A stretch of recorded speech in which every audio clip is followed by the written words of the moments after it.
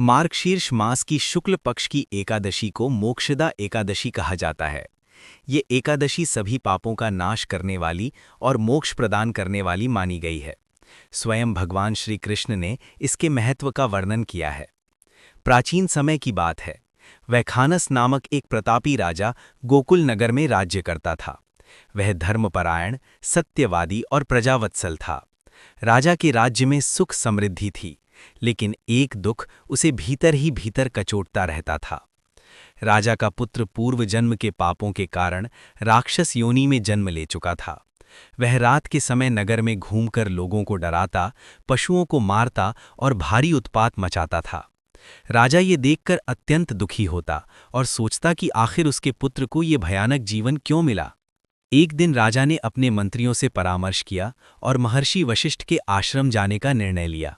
राजा ने महर्षि को साष्टांग प्रणाम कर अपनी सारी व्यथा सुनाई और पूछा, हे गुरुदेव, मेरे पुत्र को इस पाप योनि से मुक्ति कैसे मिलेगी?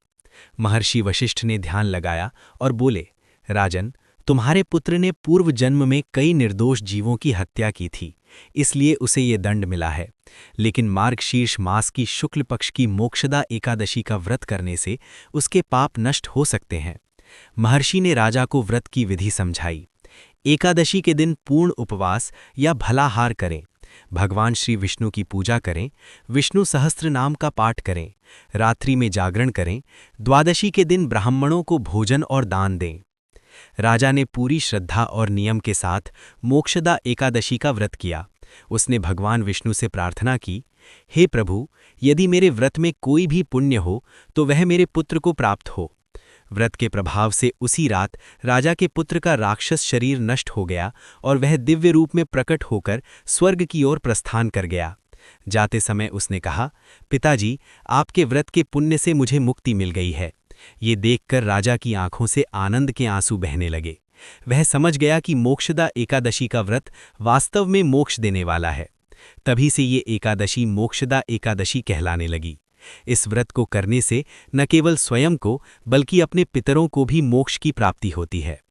व्रत का फल, जन्म जन्मांतर के पाप नष्ट होते हैं, परिवार में सुख शांति आती है, विष्णु कृपा प्राप्त होती है, मृत्यु के बाद मोक्ष की प्राप्ति होती है।